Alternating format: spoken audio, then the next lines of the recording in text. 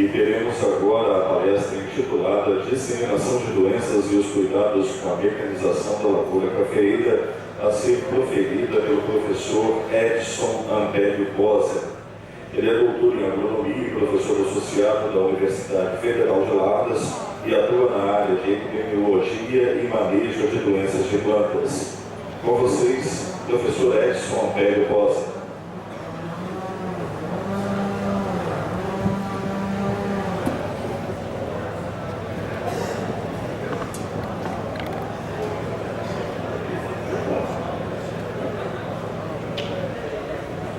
Pessoal, bom dia.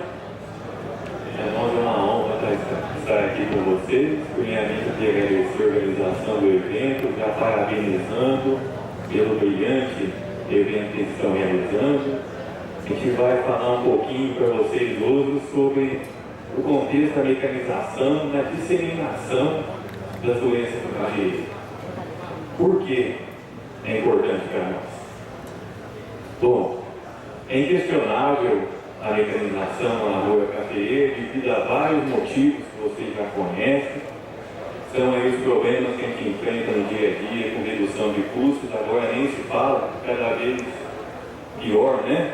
A gente conseguir lucro, os problemas talvez trabalhistas, os problemas ambientais, a nossa carga tributária. Então a mecanização está aqui para defender, não é? Para defender. Por causa desses vários motivos que vocês sabem melhor do que a gente. Então é inquestionável a utilização dela. Bom, e lembrar que doença não é só o patógeno.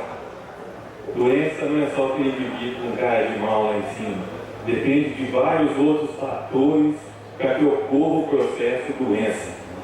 Doença é a interação desse patógeno, então ele tem que estar presente. Esse é um problema para nós, ele vai ter que estar presente na área, ou ele vem pelo vento, pelo ar, ou pode vir pela água, ou pode alguém levar esse patógeno até lá. Seja uma muda contaminada, seja uma parte de um instrumento que vocês usam, ou seja um maquinário que vocês usam. Então, sem ele não tem doença. A partir do momento que eu tenho ele, aí eu vou ter que ter interação com o ambiente, temperatura, umidade, condições de solo, com o hospedeiro que eu tenho lá, que é o cafeeiro. Então o manejo que eu vou dar para esse cafeeiro também vai influenciar. Então a união desses três fatores juntos vão determinar o processo de doença, influenciados por nós. Nós escolhemos a muda. Nós escolhemos a muda sadia ou não? Nós escolhemos o espaçamento? Quanto é o espaçamento? Entre plantas e na linha. Nós escolhemos a adubação de plantio, nós escolhemos se vamos podar ou não, nós escolhemos o tipo de colheita que nós vamos fazer, nós escolhemos se nós vamos irrigar, a quantidade de água ou o tipo de irrigação. Tudo isso vai influenciar a quantidade de doença que eu tenho e no manejo fitossanitário que eu vou fazer. É um quebra-cabeça que eu tenho que montar para saber quantas vezes eu vou pulverizar, quantas vezes, qual a minha dose e quais produtos eu vou usar. Nunca vai ser igual em todas as áreas, vai ter uma variação entre elas. Bom, o que nós vamos disseminar na verdade não é a doença. É o patógeno. Quem é disseminado é a estrutura que vai dar origem ao patógeno, que é um dos componentes desse processo de doença. Tem muitas diferenças entre eles. Vou mostrar aqui a mais evidente, de um fungo, a cercóspora, com a bactéria. O fungo pode ser transmitido pelo ar. Esse fungo sobrevive no solo, guarde essa informação que é importantíssima para vocês. Sobrevive como saprófita no solo, muito diferente da ferrugem que não sobrevive.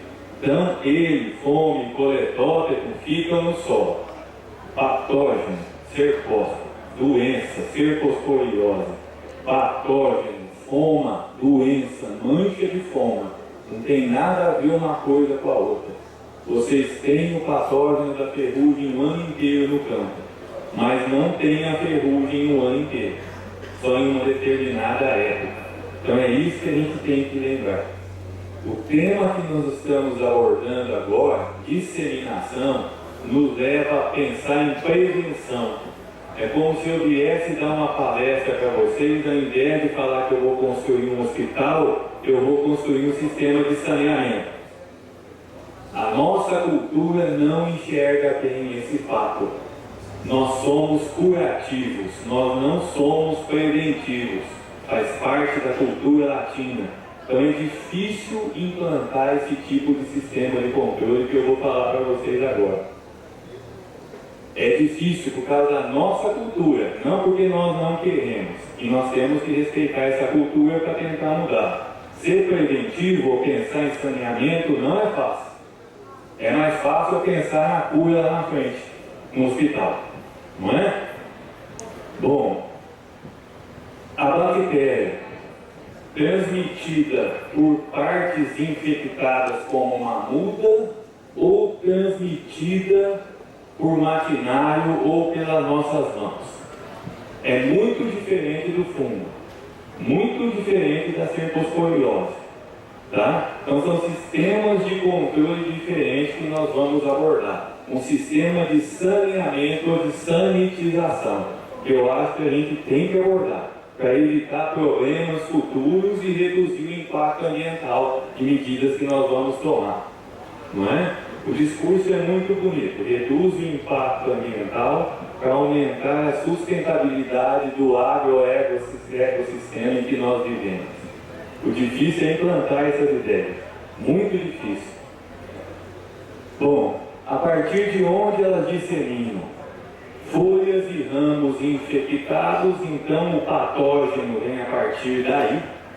Folhas e ramos que estão ou na planta ou no solo ou vem na muda, o solo infestado no caso dos nematóides, na muda ou o solo que é transportado, vocês já vão constituir a teoria para implantar na prática. Se vocês transportarem solo infestado, vocês contaminam as áreas de vocês. Então, área com nematóide, todo implemento que sai de lá não pode levar solo para as outras áreas. A água de irrigação não pode transportar nematóide. Muito cuidado da onde retira a água para a irrigação, porque senão você contamina toda a sua área. Ele pode ser transportado por água. Então veja como é difícil implantar esse tipo de medida. O maquinário é outro problema. É outro problema. Ele pode transportar principalmente as bactérias, mas pode transportar outros patógenos também. A água contaminada, como eu já falei para vocês, imagina vocês implantando um viveiro e usando a água de um ribeirão ou de um canal de irrigação que vem de uma lavoura. Vocês transportam os patógenos. Então a gente tem que ficar de olho nesse tipo de situação. Agentes de disseminação. Quem vai ajudar a disseminar então?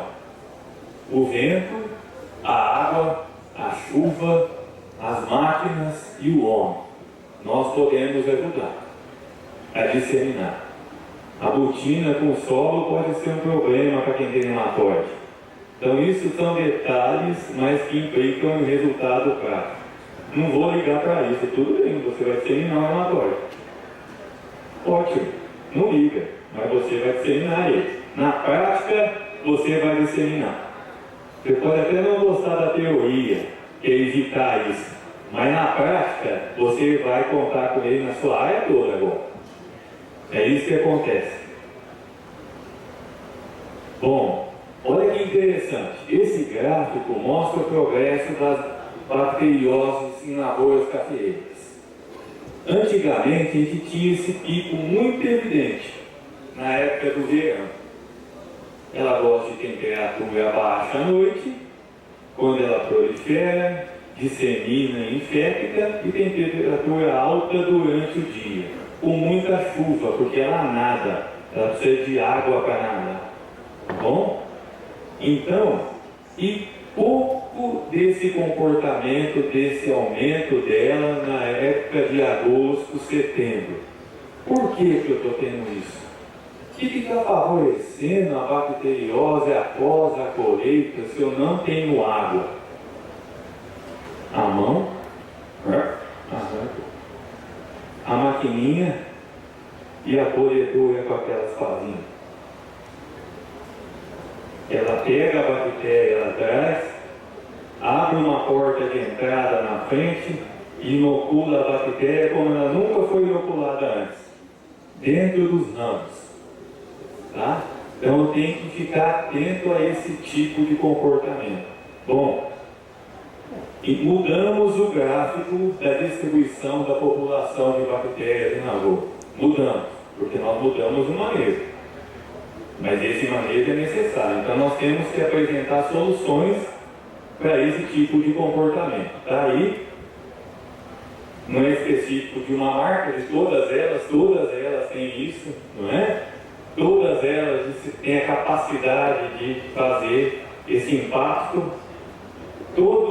De todas as marcas têm esse tipo de comportamento, assim como a mão do homem pode fazer. Depende da regulagem que você tiver, a adubação que você fez, a quantidade de folhas que você tem, você vai ter uma maior ou menor disseminação no campo. Aí nos sintomas das bactérias. O pessoal está estudando para ver se tem mais de uma espécie. O dano que foi feito na colheita, por onde houve a penetração. Esse tipo de sintoma na parte aérea, que está ficando mais comum. Está aí o dano da colhedora e aonde ela foi infectada. Então ela consegue infectar lá dentro, nos vasos do xilema e do floema, e a partir daí nós vamos ter a morte desse ramo. Então o que nós temos que prestar atenção após a colheita é fazer um tratamento de sanitização ou de saneamento em áreas onde eu tenho problema. São áreas específicas, geralmente onde a temperatura é mais baixa, com maior quantidade de ventos, tem muita relação com a velocidade do vento e a temperatura. Geralmente ocorre junto com a mancha de foma, uma abre porta de entrada para a outra e é acentuado após a colheita devido à mecanização. Os sintomas, novamente aqui, aqui foi uma senhora plantada, né? Aqui também dá para perceber isso. O que aconteceu? Entrou para fazer a colheita, esqueceu de tirar as varetas de cima, aonde a cultivar planta irrigada, ela cresceu, não tinha frutos, mas a pressa era tanta que entrou do mesmo jeito batendo aí. Já viu isso? Os ramos são muito flácidos, foram adubados com nitrogênio, ficou muito mole e ele não tirou as varetas de cima. E é claro, leva tempo, desbalanceia a colhedora, nós temos que gastar tempo para fazer isso. Mas é aconselhável fazer esse procedimento para evitar a porta de entrada, tanto para a bactéria, quanto para a antracnose, quanto para a foma, que podem matar esse ramo aqui, o ramo central, o ortotrópico. Bom, como é que eu evito a disseminação? Desinfestar essa colhedora. A colhedora chegou, seja a maquininha, seja a colhedora maior, de qualquer tamanho, automotriz ou não, ela tem que entrar limpa na minha propriedade. É uma recomendação, isso é uma sanitização, está falando de saneamento, lavada e desinfestada, ou com hipoclorito de sódio, ou com amônia quaternária, ou outro desinfestante que vocês conheçam, eficaz para isso. Então, o saneamento é essencial para a gente não trazer alguma coisa de fora. Solo, muito menos. Solo que vem de outra lavoura, nem sonho, que pode ter um nematóide. Que tem nematóides que a gente não vê galha. Esses são os piores. Esses são os piores. Os sintomas se arrastam por anos e anos, e tentando achar galha e não ter galha. Mas o nematóide está presente. caiu no seu leito de água de irrigação e tem irrigação, eu vou fazer o papel eficiente de disseminar ele na lavoura, sem ainda ver galhas. Então tem que tomar muito cuidado em relação a isso. Lavouras com bacterioses, então, antes de entrar na propriedade e durante o abastecimento. Ou migrar de uma lavoura para outra durante o abastecimento, vocês têm tempo de sobra para fazer esse saneamento. De sobra. Vai acabar muito antes de fazer a manutenção dela, da patrulha mecanizada a fazer. Então ele faz a desinfestação para ir de uma lavoura para outra, ou mesmo dentro de uma lavoura onde eu tenho focos. Vai começar pela beirada, pelo início do carreador. Então, o primeiro ano a gente inocula porque veio de fora, inoculei. Nos outros anos, eu vou aumentando a disseminação com a colheita. Eu vou levando ela para o meio da minha lavoura, cada ano que passa, abrindo portas de entrada de forma eficiente. Então, cuidado com esse manejo, mas tem solução, que é a sanitização. Nós temos a solução, para evitar a disseminação do patógeno. Não vai ser em todas as áreas que ele vai ocorrer, porque ele não tem condições favoráveis. Mas o nosso papel é evitar essa disseminação. Lavouras com bacteriose e nematóides, o aconselhável é deixar essa colheita dessas áreas para o final. Para o final, para não ficar movimentando essas colhedoras, esse meu maquinário para levantar o café de uma lavoura para outra. Deixa essas lavouras por fim e colha elas no final. Depois você retira esse maquinário todo e faz a limpeza, para evitar a disseminação entre ou dentro da sua propriedade. É o recomendado. Os princípios ativos para a desinfestação do maquinário são a amônia quaternária e o hipoclorito. Posso usar formol, cuidado com a dose. E o produto, tem produtos com várias doses, com várias formulações. Cuidado com ele, tem que usar máscara, Todo EPI que a gente usa lá nos todos defensivos que a gente usa na lavoura. Então tomem cuidado na desinfestação, é essencial para nós. Professor, então isso tudo veio da onde? O hipoclorito de sódio é usado a 0,5%, alguém viu no laboratório. Toma cuidado para usar em área total. Pode pulverizar na lavoura? Ele não tem recomendação para uso fitossanitário, não é registrado. Toma cuidado com o que vocês vão comprar. O pessoal usa 0,5%, mas não são produtos recomendados. E outro problema é que ele mata tudo, o ruim e o bom. Então ele mata também os antagonistas. E adivinha quem volta primeiro depois? O ruim. Então você perdeu a flora e a fauna antagonista e agora tem um patógeno. Então a primeira ligação química, posso usar? Fala, não use. Não recomendo desinfestante em área total por causa desse problema. Você vai ter que repor a flora antagonista. Senão você perde o controle. Daqui a 2 ou 3 meses me ligam, professor, já usei 2 vezes, eu sei que o senhor não gosta, mas eu não usei 2 vezes, agora não faz mais efeito. Eu posso usar o formol? O próximo passo é querosene e fósforo, E nada mais mata isso. Você perdeu o controle da epidemia. Então tome cuidado com isso. Bom, tá vendo esses 3 fungos? Lembra que eu falei que eles sobrevivem no solo? Ou em qualquer parte morta da sua planta?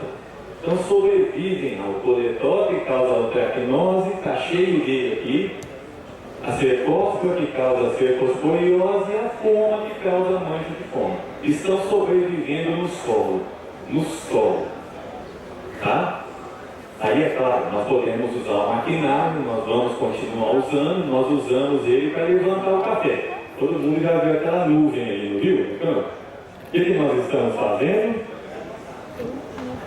Tirando ele do chão, colocando ele na folha. Muito bem, não é? O que nós temos que fazer? Depois disso, uma sanitização.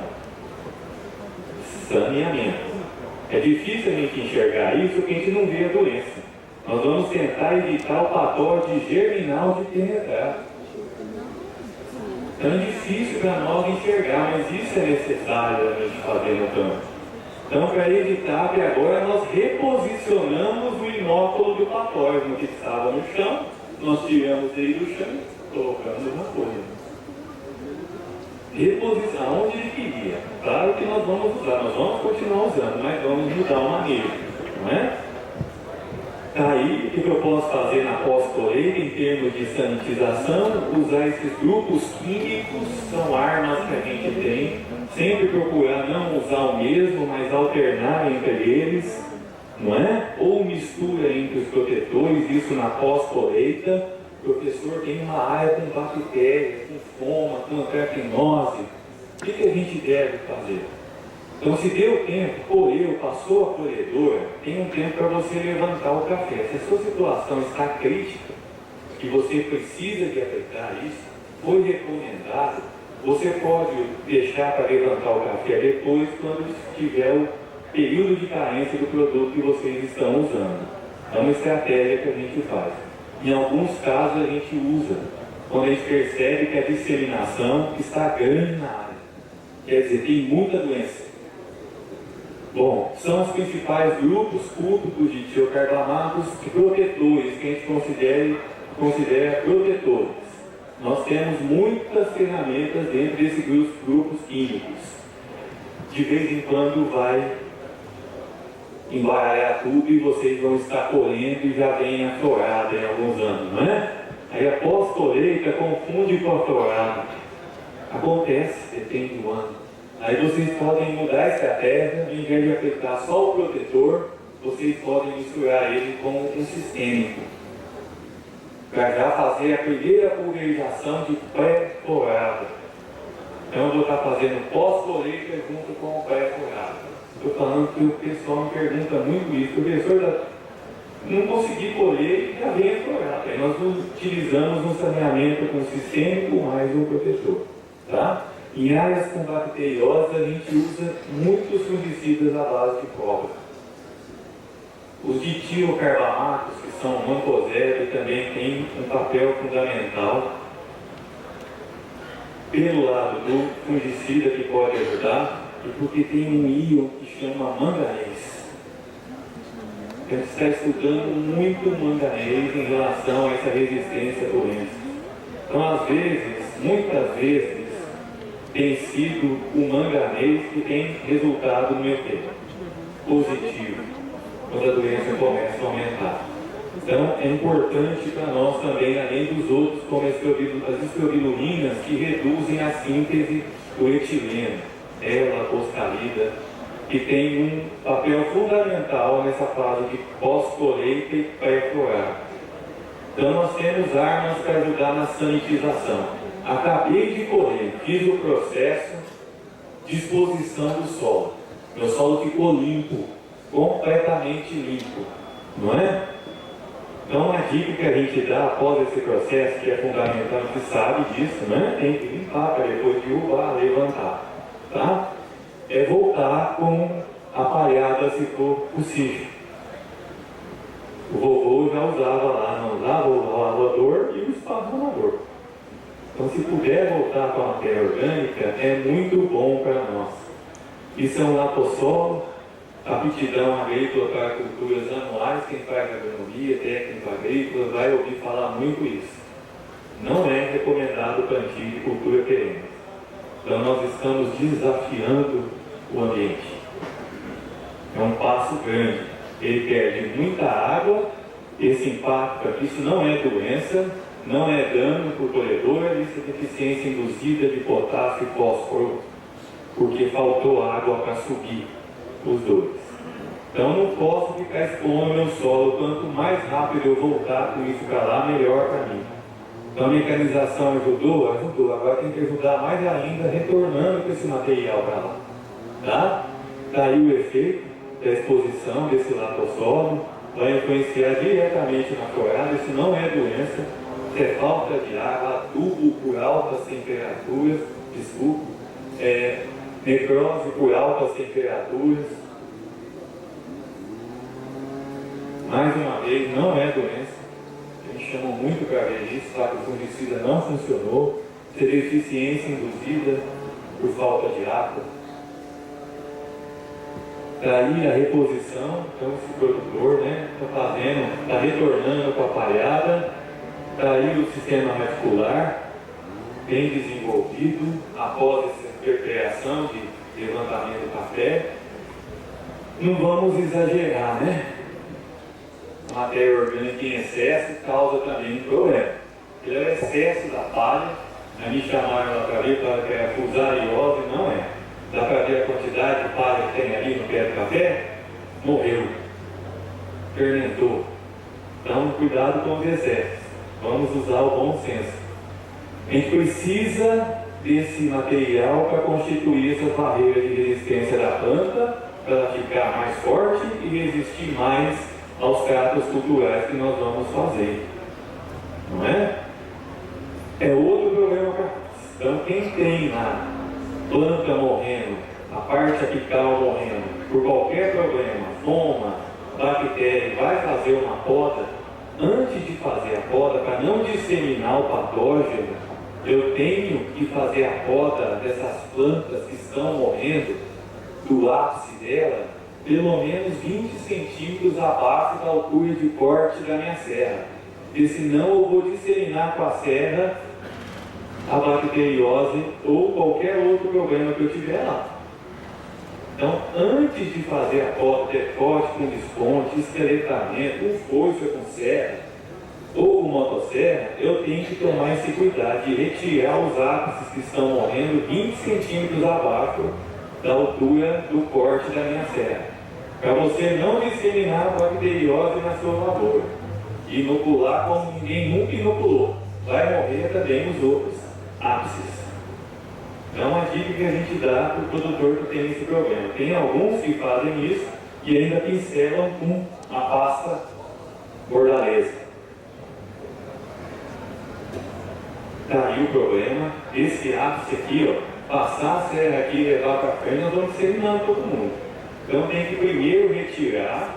Retiro, coloco no saco plástico dentro de uma carreta desinfestada, levo para fora e queimo. Não posso cortar isso e sair andando na lavoura. Joga, pega aí, né? Não, a carretinha tem que estar no mesmo lugar que eu estou cortando. Porque senão nós vamos disseminar. E ela tem muita eficiência em disseminação, ainda mais se tiver água de orvalho aqui, ó. Tá? Então cuidado. Queimar os ramos e depois, se eu não passar a pasta, porque eu uso muita mão de obra, eu faço uma pulverização com públicos. Tá? Mesmo antes de usar a serra, e depois eu faço também. Bom, tecnologia de aplicação, eu não vou falar porque vocês vão ouvir falar disso aqui no decorrer do dia, mas é importantíssimo para nós. Qual equipamento eu uso? Cuidado com o equipamento que não atinge a altura total da planta. Com o crescimento das colhedoras, algumas aumentando ou alto, a gente tem a tendência de deixar cultivares como mundo novo, usar caiá cerrado, crescerem mais. E às vezes o meu pulverizador não alcança lá em cima. Ah, mas o produto é sistêmico, mas a dose que você usa, por recomendada, a experimentação é feita, com plantas de 2 metros de altura. Você tem uma de 3,5 a 4. Perceberam o problema? Então, cuidado com esse volume de cauda e a concentração do produto. E se está atingindo lá em cima. Porque senão a doença começa lá. E acaba ninguém descendo. Então, muito cuidado com essa pulverização. Outra coisa é a temperatura de pulver do meio ambiente. Os triazóides, em torno de 40 graus e com temperatura reduzida, o pessoal da soja tem isso, tem essa tabelinha, tá? Diminui muito a chegada dele na planta. Às vezes ele nem chega. Cuidado com umidade relativa baixa, em torno de 20 a 40%, e temperatura próxima de 40 graus. Você pode reduzir a eficiência do produto e a translocação dele na absorção. Tá? Bom, essa disseminação por água de irrigação A gente tem que ficar atento, tanto das doenças foliares como patógenos de solo. Da onde eu estou tirando a minha água? Ela está ajudando a disseminação? E outra, tem a disseminação dentro da copa, de patógenos, quando eu tenho irrigação por aspersão. Então, o meu tratamento fitossanitário é diferenciado em uma cultura que tem esse tipo de irrigação. Aí, diferentes tipos de sistema de irrigação, por pivô central, essa linha aqui, ó, e por gotejamento. No sistema com pivô central, eu tenho mais ferrugem? Posso ter. Depende. A carga produtiva, o cultivar que eu uso e a quantidade de pulverizações que você tem. Que nós estamos fazendo. Então, depende. Aqui ficou evidente que o gotejamento, porque tem menor quantidade de água nas folhas, e o fungo precisa de água, tem menos doença. Nesse caso. Tá? Agora, dá uma olhadinha aqui no pivô central, aumentando a quantidade de água, reduziu a quantidade de doença. Porque não depende só da água. Porque a maior quantidade de água usada de forma ineficiente, sem o uso de tecnologia, proporcionou a lixiviação dos nutrientes no solo. Eu tinha menos nutrientes, a carga produtiva foi menor. Quanto menos produtividade, menos ferrugem. Só isso. Então, a biologia não é, a gente não pode pensar que toda vez 2 mais 2. Eu tenho diferenças no sistema. Esse é um experimento lá no departamento de engenharia da UFLA, que nos cedeu a área para fazer execução, mostrando que o fungo, a gente tem ideia que quanto mais água eu vou ter mais fungo. Aqui foi o contrário. Quanto mais água diminuiu a quantidade de doença. Essas de baixo são as com maior irrigação e a testemunha. Então tinha mais ferrugem na testemunha, porque a água também transloca nutrientes que constituem barreira de resistência. Pouca água, pouca barreira de resistência nesse caso. Tá? Então nem sempre 2 mais 2 são 4. O que eu tenho é que observar meu sistema. O que eu estou trabalhando? Quanto eu estou produzindo? Qual o tamanho da minha árvore? Qual o meu tipo de solo? Para saber que tipo de tratamento a gente vai usar. Irrigado, pouca cercóspora, sem irrigação, muita quantidade de cercóspora. A mesma coisa com a irrigação, por gotejamento, contribuiu na redução da quantidade de forma. Contribuiu muito, ajudou muito no sistema integrado, reduz o número de pulverizações, porque eu aumento a construção de barreira de resistência. Essa disseminação de nematóide tem que ficar de olho, tanto por água de irrigação, quanto por maquinário sempre limpo. Eu tenho que ver se a minha água tem esse nematóide ou não. A análise é muito fácil, mandar para o laboratório a água, de onde vem minha água. Cuidado com as mudas, são elas que introduzem muitas vezes, tanto eles quanto as bacteriosas. Pessoal, o recado é esse, a gente está falando do negócio mais preventivo do que curativo, como vocês puderam observar. O recado é para evitar a disseminação por maquinário, fazer a desinfestação dele, ficar de olho onde está o seu inóculo, lembrar disso o tempo todo. Após realizar esse manejo da colheita, voltar para a matéria orgânica que a gente precisa dela, restituir para a planta o que você tirou debaixo dela. Então isso é importante para nós. E lembrar que o sistema integrado é a sua lavoura é diferente da lavoura do seu vizinho, e dentro da sua propriedade tem diferenças entre elas. E vocês vão ter que constituir o sistema de manejo. Muito obrigado, fico à disposição de vocês. Muito obrigado.